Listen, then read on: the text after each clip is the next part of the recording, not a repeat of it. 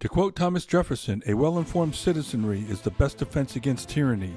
Welcome to the Constitution Solution, one podcast under God, where we discuss the basics of our constitutional republic and how our freedoms are being seized by public officials, both elected and unelected.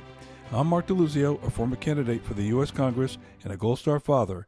Join me as we learn together how we can save this unique experiment that we call America. Hi, welcome to episode 59, Constitution Solution, one podcast under God. I'm Mark DeLuzio. I want to talk to you about the debt crisis that we have. A lot of talk about debt, and I think a lot of miscommunication about the debt and what it really is.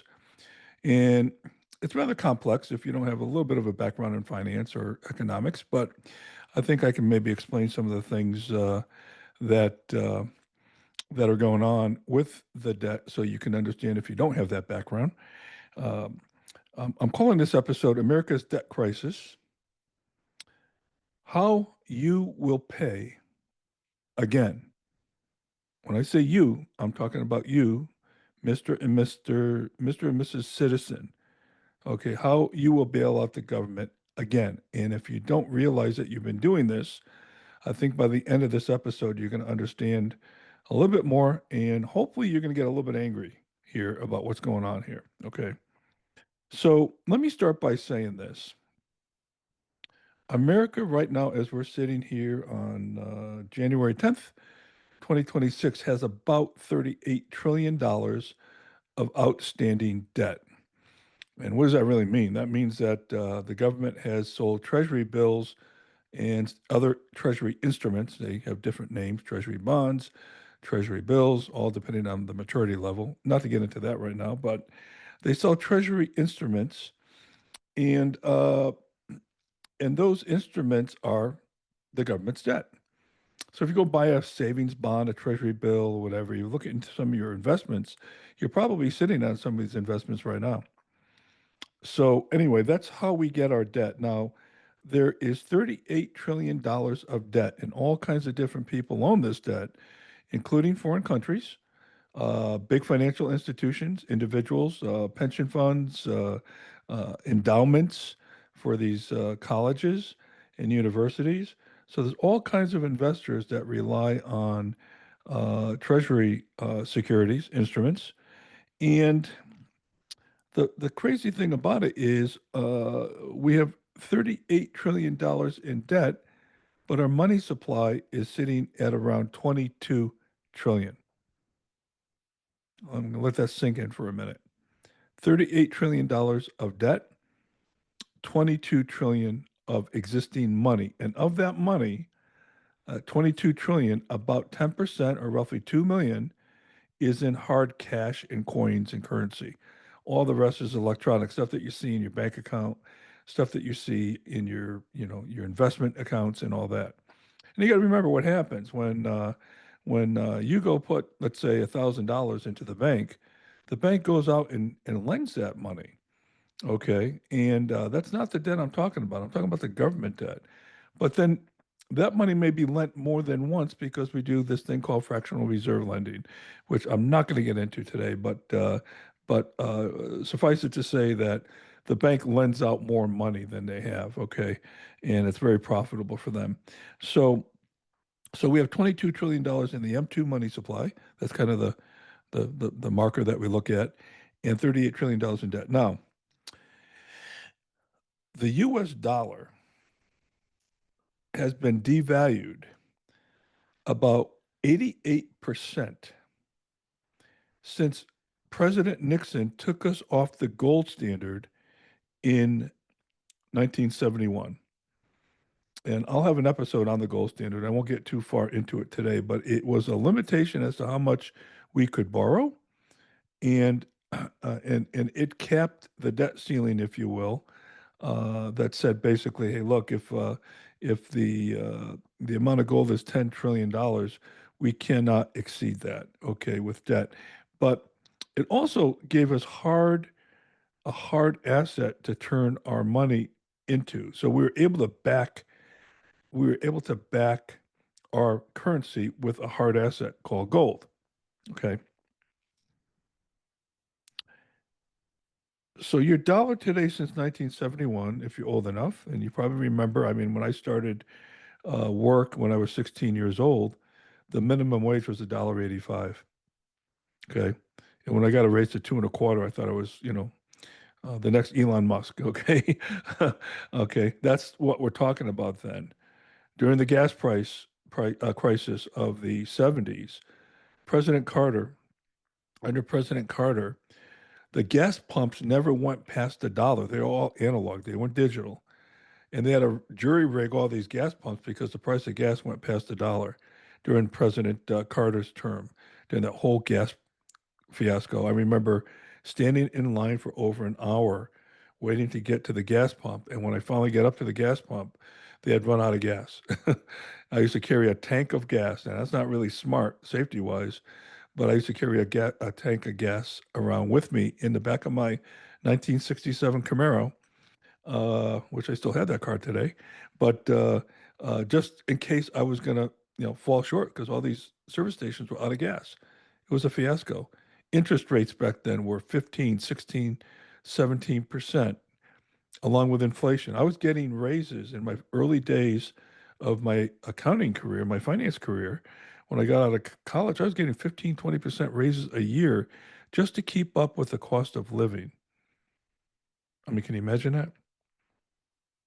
So, anyway, 88%. But since the Federal Reserve Act was passed and the Federal Reserve came into existence in 1913, the dollar now has been devalued by 96%.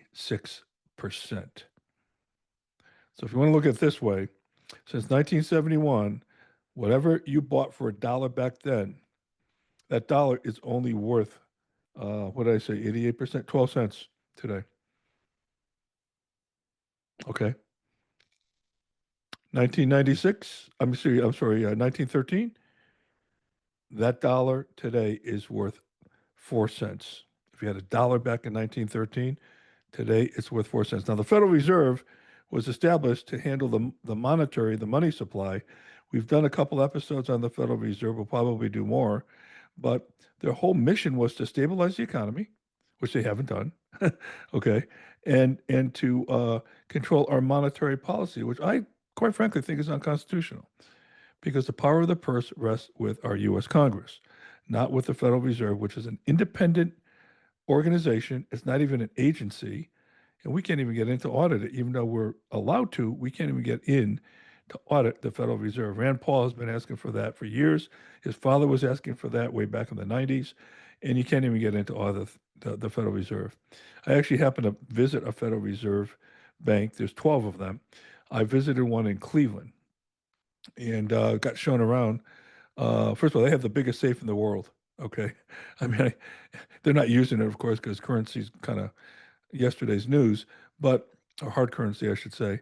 But they have the actual biggest safe in the world, and they had a shooting range there. They actually had a shooting range. Why does the Federal Reserve have a shooting range? Think about it.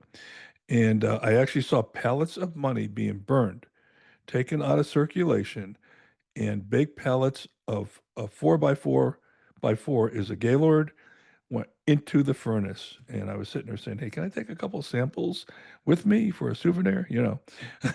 But anyway, yeah, I got to visit this thing. I don't know what all those people do, to be honest with you. There's hundreds and hundreds and hundreds of people at these Federal Reserve banks. And again, there's 12 of them. Okay. I happen to go to the one in Cleveland.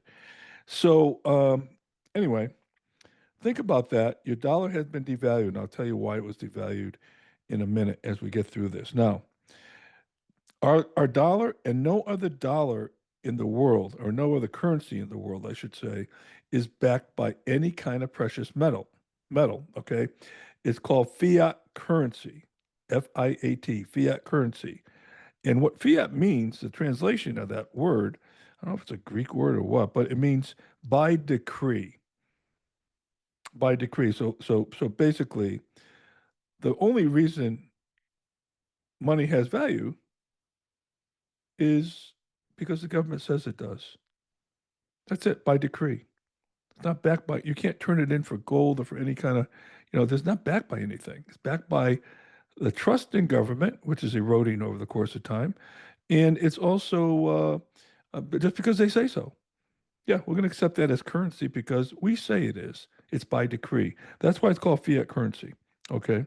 There's not a country in the world today that has any of their currency backed by any kind of precious metal or what have you. Okay. Now, I want to talk to you about the real heart of this episode. Before the setup was I want to talk to you about the five options the government has to deal with this debt situation. And notice I didn't use the word solve. Notice I didn't use the word pay off. Okay. I didn't use any of those words. The word I use is to deal with the debt crisis. Although many of the people in Congress today don't think it's a crisis because it's their lifeline, it's their livelihood. Okay. So I have five options, and I want to talk about the five. And then I'm going to give you my view about what I think, which option they're going to pick. Possibly could pick a couple of them, but I think they're going to pick one.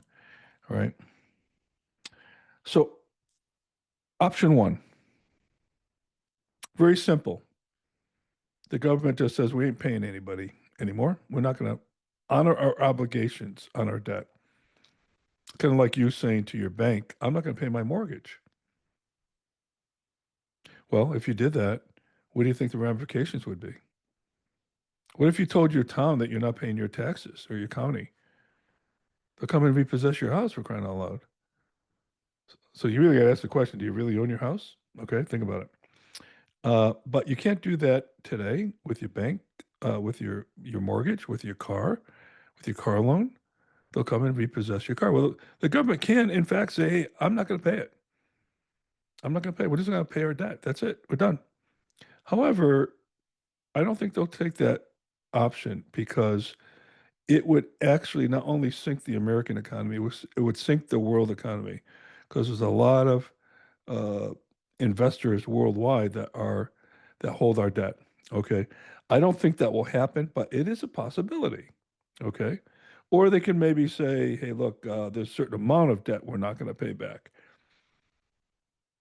I mean, I could see President Trump going to China and saying, "Hey, we're not paying the $1 or $2 trillion that you have invested in us because of the whole COVID fiasco." By the way, I would not take that one off the table. He may do that. Okay. Anyway, that's option one. Okay. Option two, drastically raise taxes.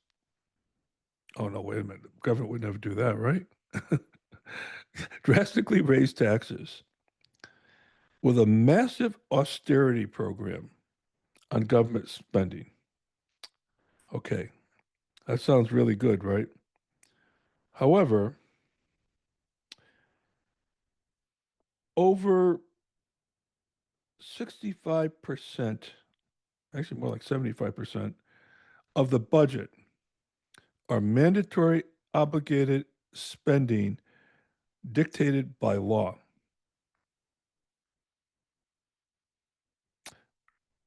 So you're only talking about discretionary spending in the 25 to 30% area. Okay. So what makes up this mandatory spending?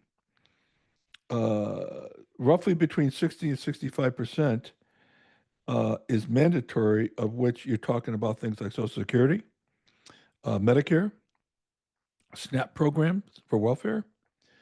Okay. And then another 10 or 15%, depending on what year and what you're looking at, are interest payments on our debt, which are north of $1 trillion. I think the last number I saw was that our interest payments are, I'm sorry, our debt is 125, 130% of our gross domestic product. GDP is how much goods and services we produce on it, the value of those goods and services that the economy produces on an annual basis. Okay, so when you look at this, 10 or 15% are interest payments on our debt. And by the way, just aside for a minute, think about this. The Federal Reserve prints money. They create it out of nothing. expand the money supply, which is a definition of inflation. Then they buy our debt, and then we got to pay them back with interest. Okay.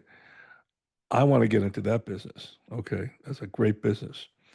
Um, so you're looking at this, when you talk about, hey, reduce the size of government, so much is legislated by law with all these, what I call transfer payments, taking money from one and giving it to another. Now you may say, wait a minute, Social Security is our money, right?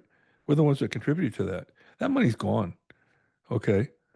And there's no way the government collected as much money as they're paying out with Social Security. There's no way. And Medicare. You also pay on Medicare on you look at your W-2, you'll see your Medicare deduction and you'll see Social Security. That's your FICA. Those are two numbers in there. Medicare and Social Security. Okay. So so those are mandatory. So even if the federal government wiped out all the discretionary spending, which you can't, okay, because you got the military in there, you got all the agencies that most are unconstitutional, but okay, they're in there. We could debate those someday. If you take 25%, and the last budget we passed was $6.2 trillion, you're talking about 1.5 trillion. Did I do my math right? Roughly 1.5, 1.6 trillion that would be reduced of that budget if you wiped out all the discretionary spending altogether. Okay. And I don't know if I did that math right, but the point is austerity is not going to work. Austerity is not going to work. Okay. There's no congressman that would vote for a budget that wipes out all those programs. And there's also fantasy land if you think that any of these politicians want to reduce the size of government. The size of government is what gets them elected. I remember when I ran for Congress and the Navajo Nation up in Arizona was in my district. The only thing I wanted to know was how much money are you going to bring me? The Democrats said they're going to bring this much. How much are you going to bring? That's all they cared about. Okay. And as Rush Limbaugh once said, it's really hard to beat Santa Claus. You're running as a fiscal conservative. Well, what really are you going to conserve? I mean, quite frankly, there's very little in this budget that you can knock down. Yeah, you can work around the edges here and there, but we're locked in. We're locked in on all this mandatory spending and interest payments. All right. So now where does that go? Well, if the government raises taxes with a massive austerity, which I think is a joke because there is going to be no massive austerity, um, you know, there'll be a revolt if they continue to raise taxes the way they've been. And you just can't make up enough. There's not enough money in the economy to even, put a dent into this $38 trillion. So that's option two. And I don't think that's going to happen. Option three, the Federal Reserve finds a way to devalue our assets. Now, Mark, what does that mean? What the heck are you talking about? Well, um, let's just say that Bitcoin and cryptocurrency becomes a big part of our economy, which it very well may be. Okay. I get really worried when the government wants to regulate it. And I get really worried when I start hearing that they're going to allow corporations to issue their own cryptocurrency, similar to what they do now with bonds. Okay. So let's say out of this $22 trillion of money supply, there's another $10 trillion of cryptocurrency. And the government comes back and says, okay, it's illegal to own cryptocurrency, and we're going to buy all your cryptocurrency back at, you know, 60 cents on the dollar.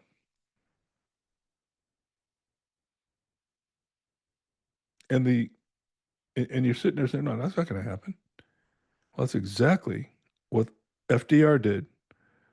Franklin Delano Roosevelt, who is the darling of the Democratic Party,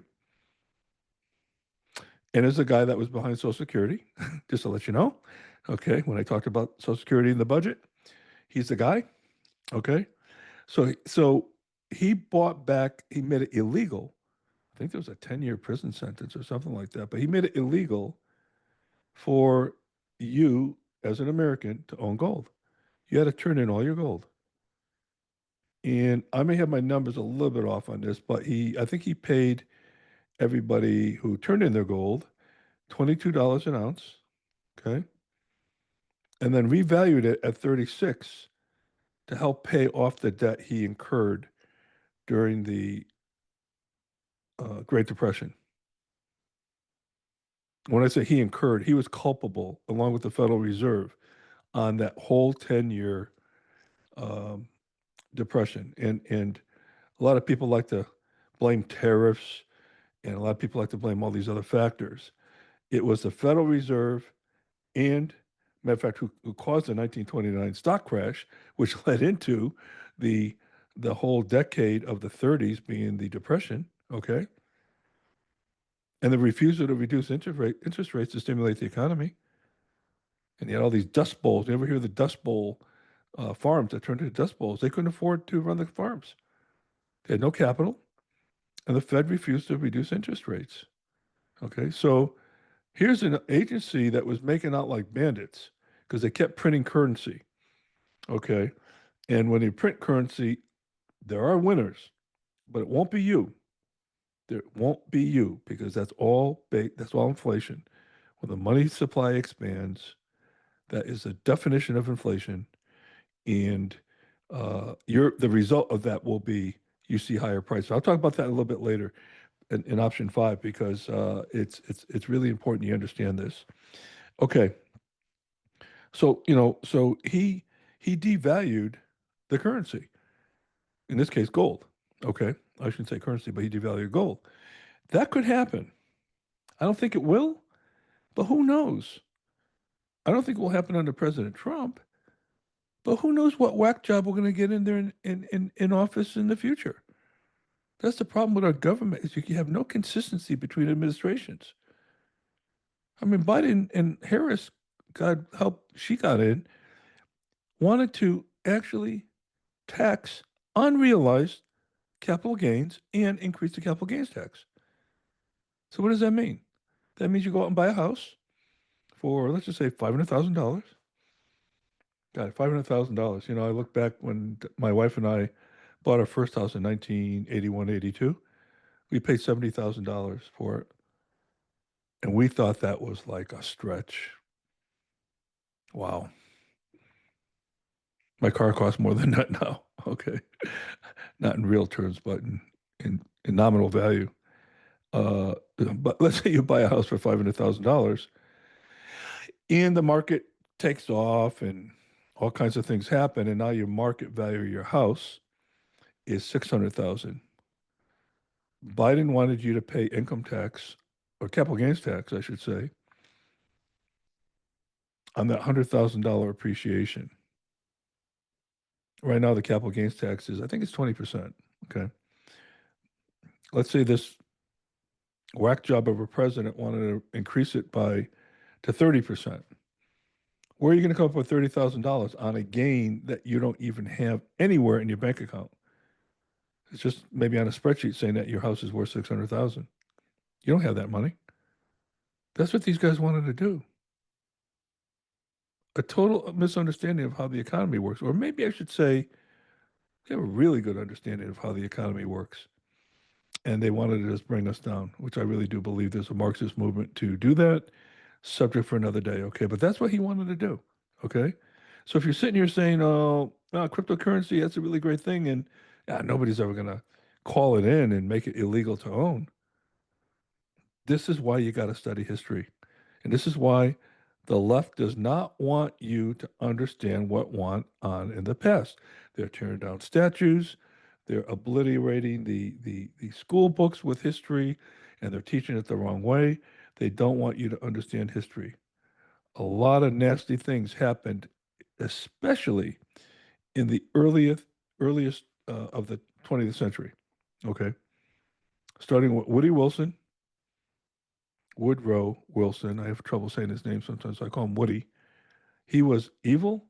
He signed in the Federal Reserve, the 16th Amendment, which did away with the apportionment clause.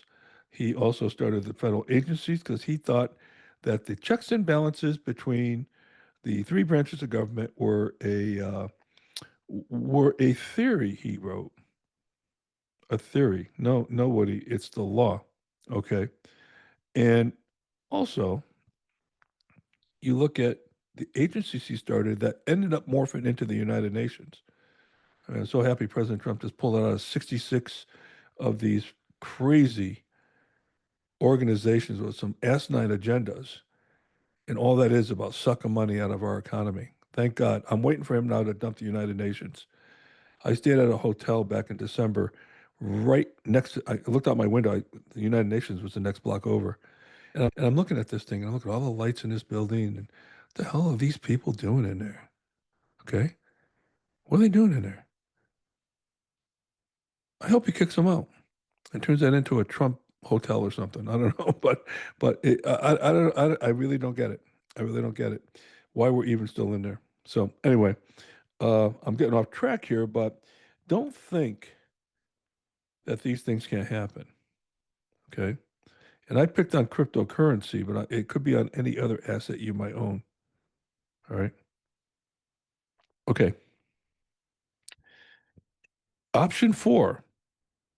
I really want you to pay attention to this one. It's called digital currency. Okay. So many people I've talked to say, "Oh, that would be great. We don't have to carry cash around. We have one card. We don't have to have all these credit cards, blah, blah, blah, blah, blah." And you're not getting it. You're not getting it. Okay. Digital currency, if that happens, you can kiss your prosperity and your freedoms goodbye. Just say goodbye right now. Okay. Or what's left of it. All right.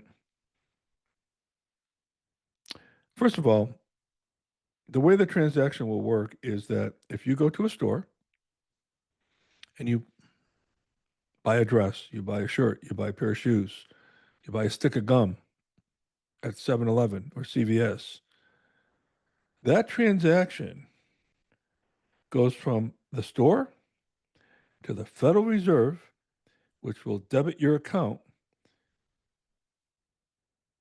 and that's it. From you to the store to the Federal Reserve. Authorized payment, you have cash, great. Okay. No transaction with credit card companies, not with banks or anything else. Because remember, the Federal Reserve owns all the banks anyway.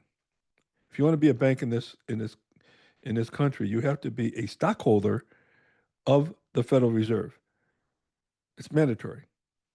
You have to own stock, and you also have to buy Treasury bills. When the Federal Reserve actually buys our debt in the form of Treasury bills, all the member banks are obligated to buy those bills from the Federal Reserve, and then they sell them to you, to me. Okay. When I say banks, I'm always talking about financial institutions, Morgan Stanley, Vanguard, all these players, right? So, so what happens is they see everything that happens here on this digital transaction. You buy a stick of gum, they're going to see that you bought a stick of gum, and it will be recorded. Okay. All right. So what, Mark? What's the big deal? Okay. Let me start by telling you a story that I personally was involved in. If you feel familiar with Mossberg, the shotgun company, it's the oldest shotgun company in the world, over 100 years old. They're out of Connecticut. They have a plant down in Eagle Pass, Texas, where all their assembly goes. Up in Connecticut, in North Haven, they make the receiver for the gun. The receiver is the metal part. That's the only registered part of the gun.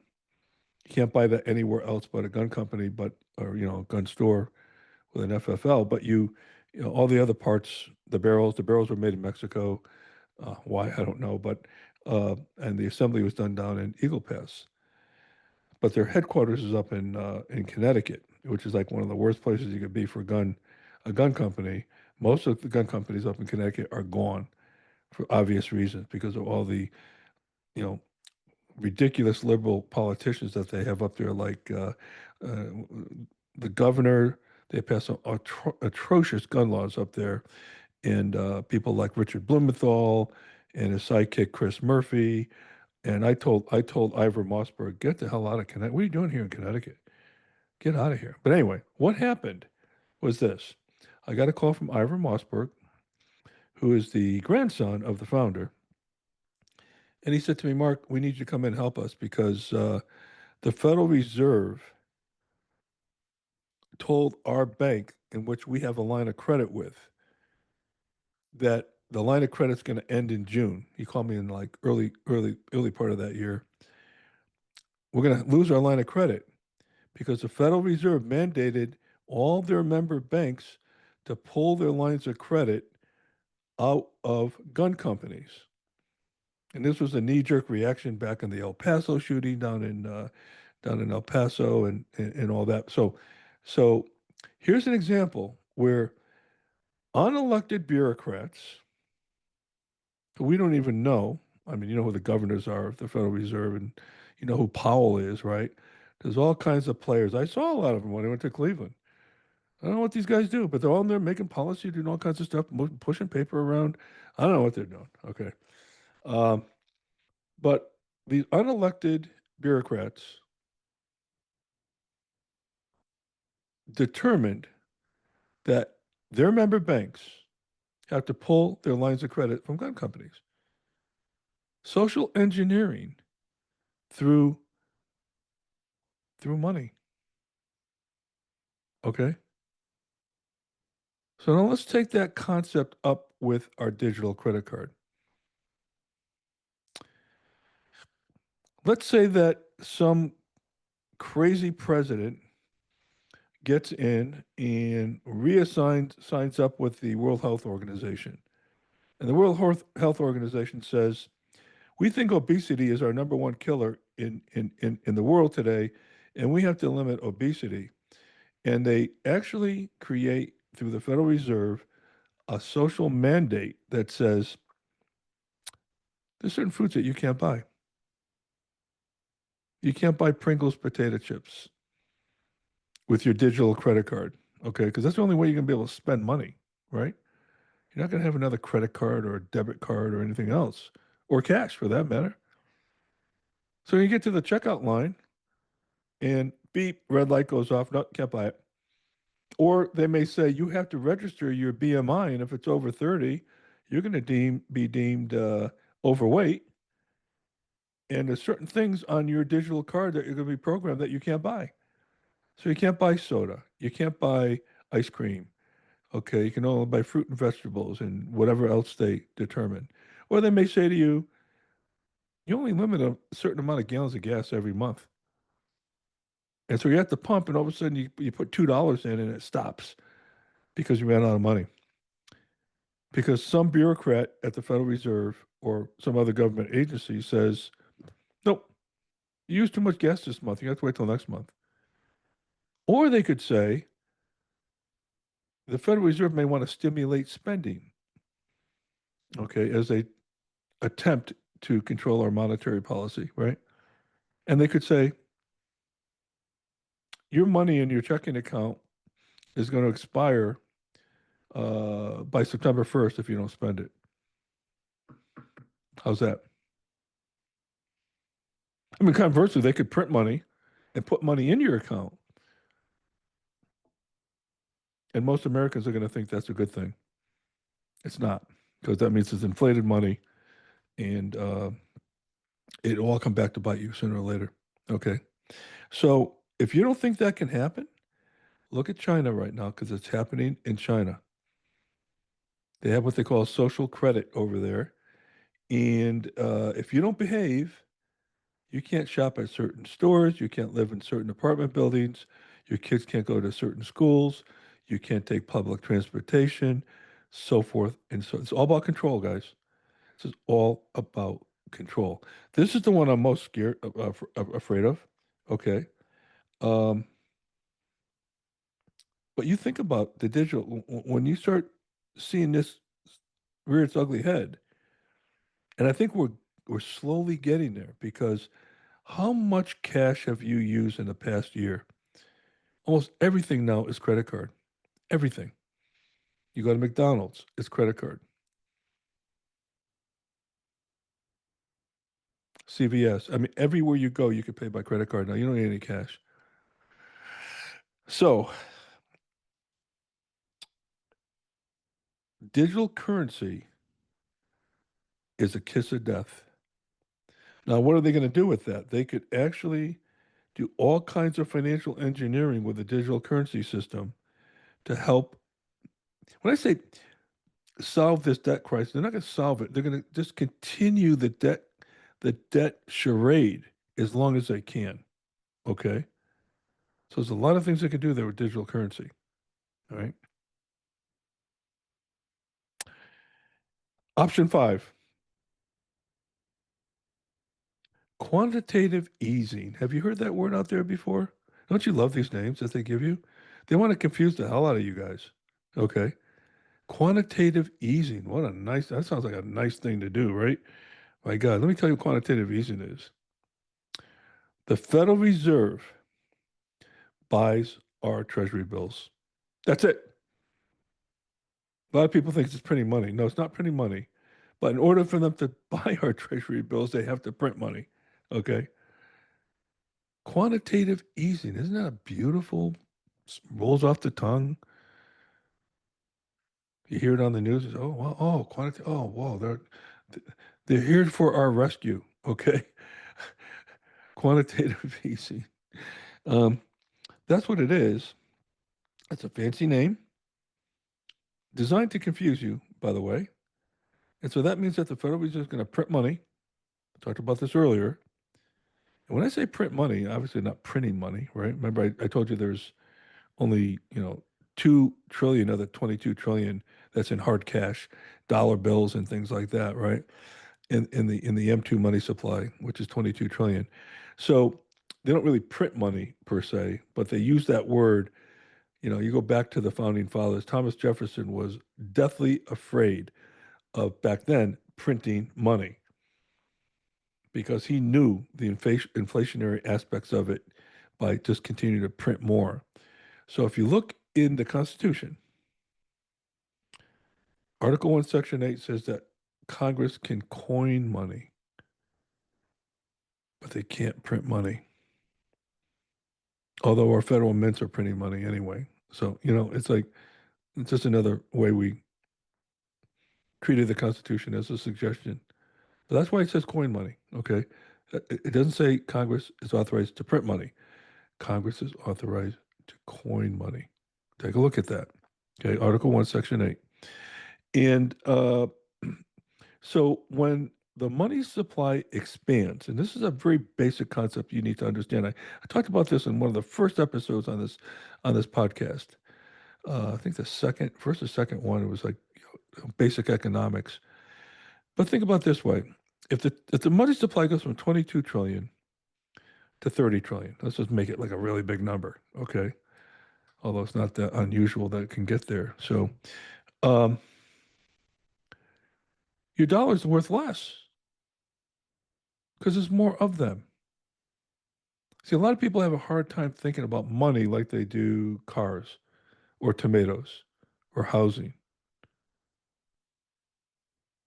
Think about this. If there's an item like, let's take tomatoes, and there's a big drought and tomatoes are really hard to find and only, few farms were able to produce, the price of those tomatoes are going to go through the roof because of a very simple economic principle called the law of supply and demand.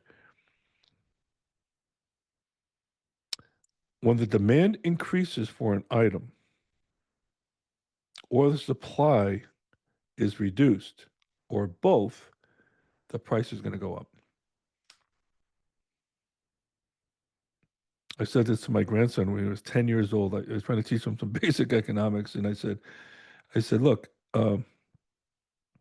What would happen if, what would the price of a Mickey Mantle baseball card be the same if there were a million of them versus only one?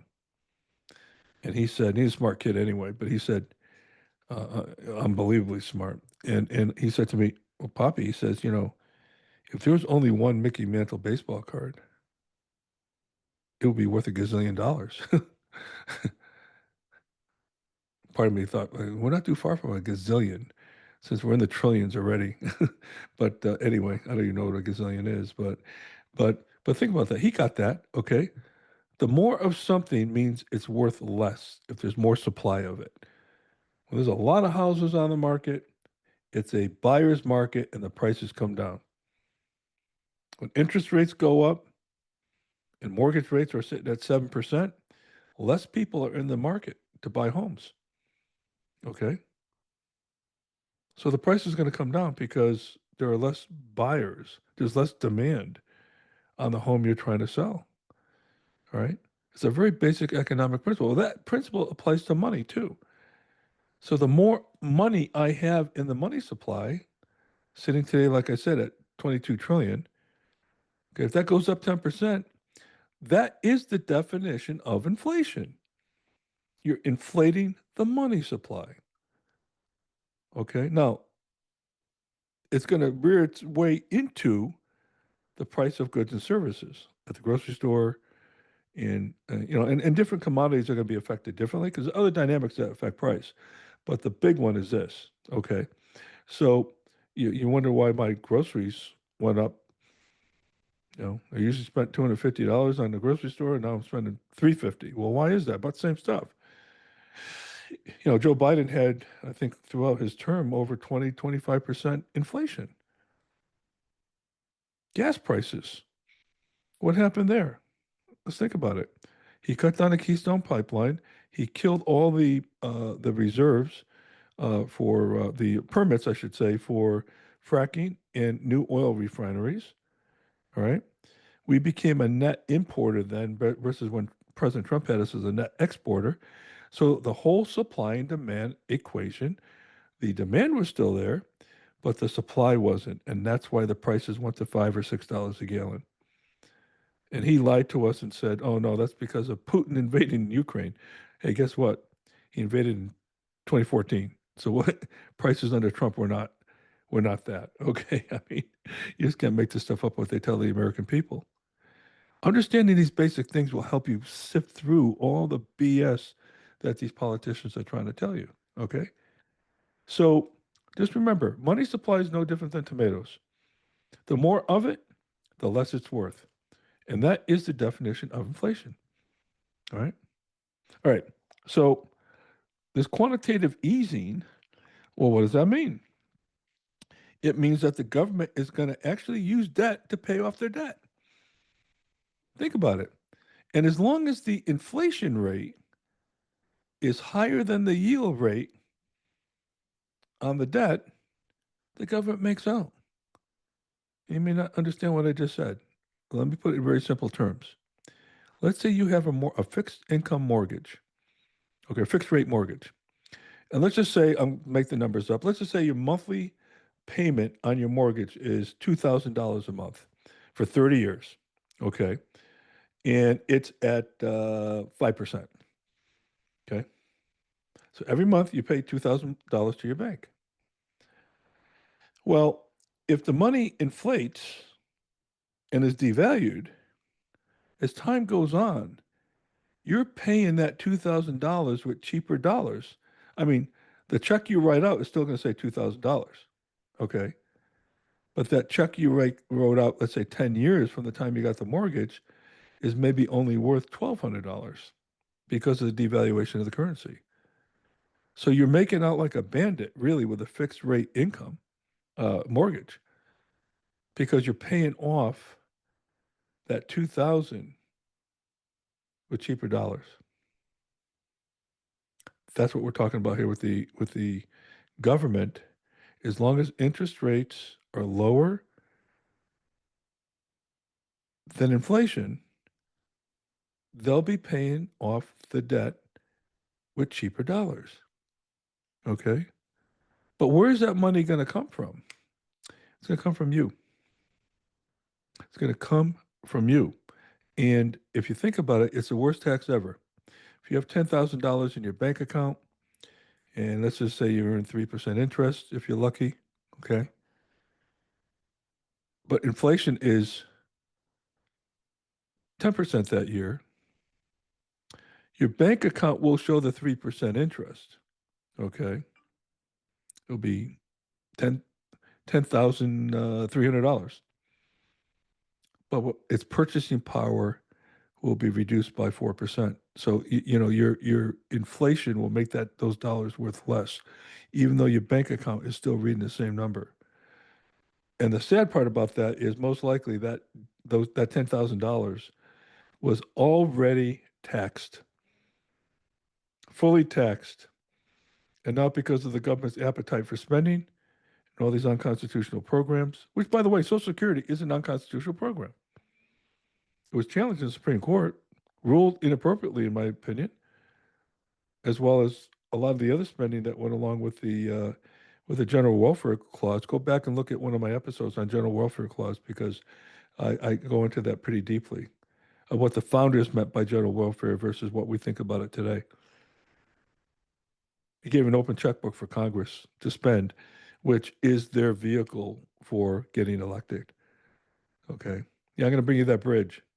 250 million. Yeah, I'll make sure we get that 250 million into the veterans bill so that I won't pass this veterans bill unless they need my vote, unless my 250 million for that bridge is in there. It's called pork spending, right? Pork barrel spending. So that's how it works. There's no incentive for Congress to reduce spending. Zero. And I did an episode on the military industrial complex. Go back and listen to that one and find out who's profiting from that. There's no money in peace. There's a lot of money in war. All right. So this quantitative easing most likely is what they're going to do. And the debt will continue to increase. Okay. The dollar will continue to get devalued. Sooner or later, the you know what is going to hit the fan. And we're going to have an economic collapse of some sorts. But right now, nobody is interested in maybe President Trump is, but nobody is interested in this issue. And if you look back at history, look at the Roman Empire, where they shaved their coins to make more coins. That's the way they printed money, okay, and expanded their money supply. If you go back and look at all the different economies of the world who've tried this and are trying it today, Greece, Japan, long-lasting effects, okay, and it is going to be a real calamity. And in the final analysis, this is one, and I hate to sound like a liberal, okay, but this is one big transfer of wealth from the middle class to the upper echelon. All these people that are running these banks and financial institutions. Because let's think about this. When you expand the money supply and then the Federal Reserve buys these treasuries, then from us, that's our debt. Okay. Again, that's the definition of inflation by expanding the money supply. Well, when these treasuries get into the hands of the Federal Reserve, their member banks are obligated to buy those. And so when they sell these things, they take the cash from that and buy hard assets that aren't going to depreciate like cash will or your savings accounts. And when they do that, they're doing it on the early end of the cycle of inflation. Inflation, when you expand the money supply, it takes a while, maybe 6 months, a year, to see the effects of inflation rear its ugly head in your supermarket, rear its ugly head in car prices and all this other, you know. So when you see this, they're the ones that are going to make out because, quite simply, they are profiting from money that they know. is going to be devalued. Okay. And by the time you get that money and you do something with it, it's worth whatever the inflation rate is, let's say 10% less. Okay. See how it works? That's how the middle class is losing. I was just talking to a neighbor. He's walking his dog the other day, and he said, like, hey, I just met the guy, and he said, you have kids? Oh yeah, I got two sons, 26 and 24 years old. They're still living home. They have full-time jobs. They're good kids, went to college, blah, blah, blah, did all the right things, but they can't afford a house. They can't afford to buy a house. They want to move out, but they can't. I have a relative that just got out of a one-room apartment with a little baby. Her husband has a master's degree. She has a college degree. And they just got into a two-room apartment. Okay? Educated people. They did all the right things. They went to school. They work hard. They have their jobs. And they can't afford the American dream. More and more people today are sitting on the outside looking in saying, hey, how do I afford a house? Even the most basic house, right?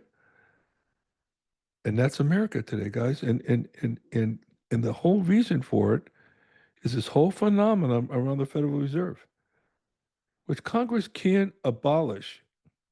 The Federal Reserve has been responsible, along with our government, by the way, has been responsible for every economic calamity since 1913, since their inception with the Federal Reserve Act in 1913. I'm talking about the Great Depression, the 1929 stock crash. I'm talking about 2008, the 70s, and the one that we're going to have very soon. Okay. I hate to bring doom and gloom to you, but the people who are going to pay for this is you and me, not the big honchos that are running the show. And if you ever want to get into how the Federal Reserve got started, uh, there's a great book called The Creature from Jekyll Island that tells you the whole story about how the J.P. Morgans and all the big wealthy people, six or seven bankers that represented 25% of the world's wealth at the time in the early 1900s, concocted this whole scenario and we're still paying for it 100 years plus later. Okay. Okay. So there are your options, five options. Government doesn't pay. Uh, Drastic option two is raise taxes and a massive austerity, which to me, that's kind of a joke because there's no massive anything that they're going to be able to do with spending. Devalue financial assets is option three, like FDR did with gold. Digital currency, which is the one I'm most afraid of. Quantitative easing. So that's a beautiful, sounds like I don't know, what does that sound like? It's like a therapy, right? Quantitative easing. So sounds, it rolls off your tongue so nicely, right? Um, a fancy name. And I think most likely we're going to do option five. They're going to do option five and just continue the gravy train that they're on off of your hard work because every hour you put in is going to be earning less for you. And it doesn't matter what your paycheck says. It's the buying power behind the money you earn that really matters. Okay. Okay.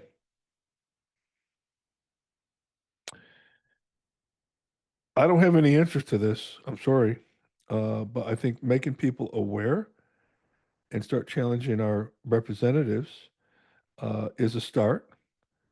We just passed a $6.8 trillion budget with a $5.2 trillion tax base. And if you go back to the previous episode, when I actually confronted in person Tom Cotton about this, after he congratulated the administration and the Senate and Congress about having low inflation, which, by the way, they have nothing to do with.